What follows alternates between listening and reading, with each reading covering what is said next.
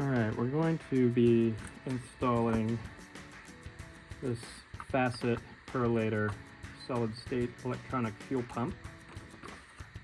And the reason why we're doing this is because we bought a great gear reduction starter, and unfortunately the gear reduction starter, even though it had an adjustable plate, which I was hoping would help, even though it had an adjustable plate, I still couldn't get the starter lined up just right with the mechanical fuel pump installed, such that the engine would clear the footwell when it would go in. So I ended up removing the mechanical fuel pump, putting a plate in, and getting the starter set right.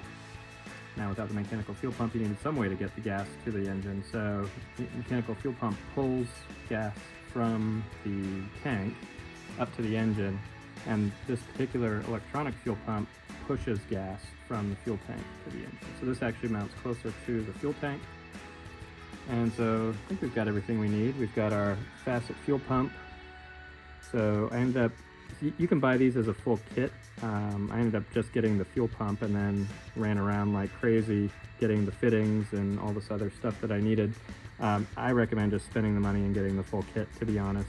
It was kind of a hassle. It took a lot of time for me to run. I had to go to like 5 different auto parts stores to get all of my little pieces, which was annoying. But basically what you need is 2 1/8 inch by 5/16 inch fittings, one for each side. Put a little Teflon tape on each one to make a nice seal. I cut a little piece of rubber. I've seen a lot of people on YouTube doing this to kind of give it some cushion, because apparently these are quite clackety, and the rubber seems to help to deaden that sound. So we'll install this on the rubber. Got a couple of 1/4 inch by 1 1/4 inch bolts. A lot of people use rib nuts to install this. I'm sure that's a whole lot easier. I'm just going to drill holes and put the bolts through. I've got lock washers for the nuts so that they don't vibrate loose. I did order a fuel filter from Moss. I actually somehow ordered multiple fuel filters from Moss when we placed our big order over the winter, but got a fuel filter that we'll be including. This is supposed to go before, so here's the inlet and the outlet. So this fuel filter is supposed to go before the before the fuel gets to the filter. Now we have a brand new fuel tank, so I'm not really worried about the filter, but you know, it's part of the design, so we'll go ahead and do that. I've got a fuel line cutter.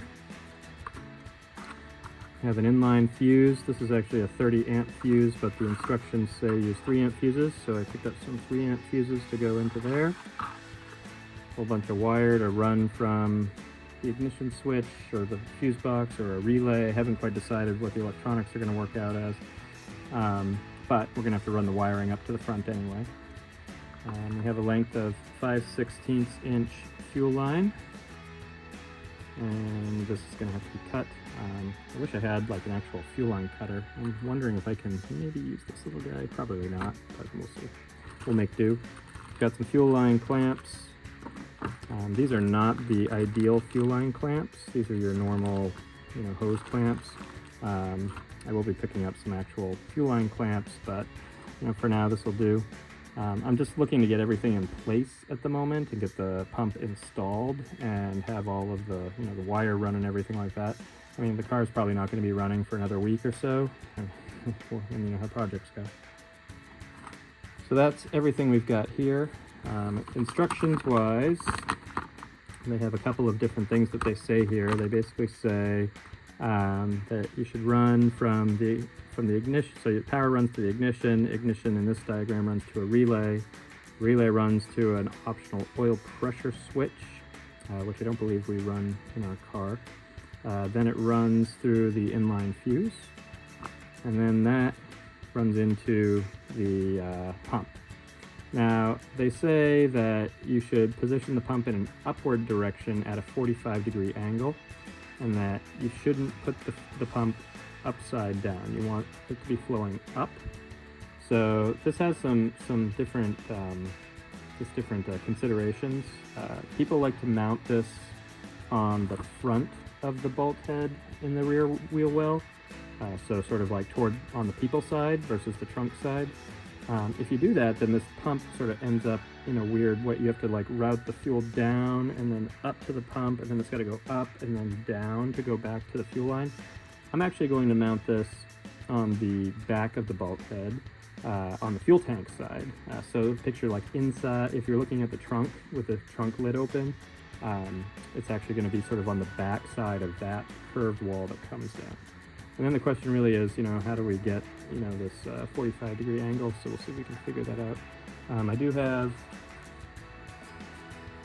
a white paint pen just to mark the holes to make that a little easier to size up once we get it angled just right.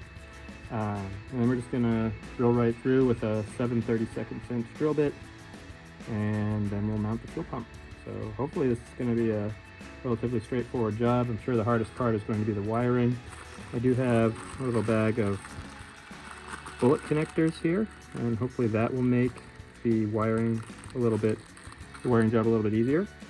I don't plan to get into soldering on this, but we'll do the bullet connectors, and then I actually have some shrink wrap on the way too. So the bullet connectors have these little rubber casings that go over them, but then I'll be shrink wrapping the connections too. So, and then this red wire will run alongside the wire that runs along with the fuel sender, so it'll go from the engine bay through the firewall, down the passenger side, into the back right passenger wheel well essentially, and then around to the fuel pump itself. So there you have it. That's the project.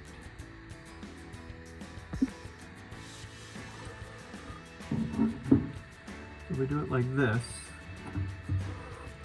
then we can cut this fuel line. We cut the fuel line like here, and then we can have the fuel line go this way, and it can go this way to a fuel filter, and then loops back up, and we can even put a clip to keep it tight. Something like that seems good.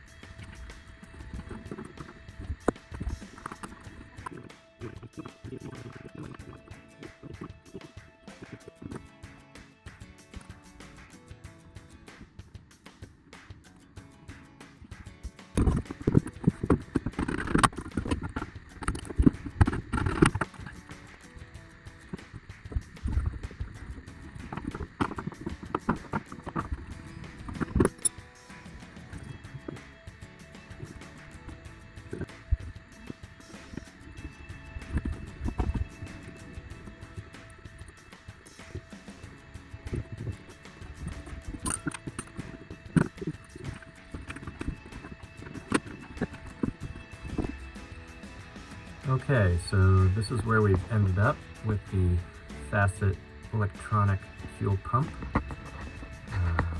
Haven't yet wired power to it, but basically what we've done is we used to have the fuel line coming straight up. It went up, up, up, and then it connected right here. And now what we've done is we've actually got the fuel line running this way, and it ends up going to a rubber fuel line hose, and gets to the fuel filter. I've got just a small foam block in back, just to try to help with some vibration, just because this is a little free flowing in the air. So it comes up and goes through a clip, and then comes up, hits the Facet fuel pump itself. This is the inflow, and then the outflow over here. Got a foam block to try to dampen some of the vibration. I heard that it makes like a clicking sound, so got a foam block here. It's got the ground wire actually running behind the foam block so that it actually gets to the bare metal of the car frame, and also the bolt. The red wire, like I said, has not actually been hooked up yet. We'll run that a little while, and then we come into our final tube here that comes and goes back to the original fuel line. which we did not have to modify at all here, and I'm happy about that. I really didn't want to touch the original fuel line as much if I could help it. And this actually isn't the original fuel line. This is the fuel line that I ran, and I don't know. A lot of people like to mount it. A lot of people like to mount on this bulkhead here, and it just didn't seem like the right spot to me. So I ended up, I decided to do it on the fuel pump side, or the fuel tank side. It just seemed like the right location. There's plenty of room over here. You end up with a couple of bolt heads on the trunk side, but that's no big deal. So, there's much more room for the fuel pump on this side.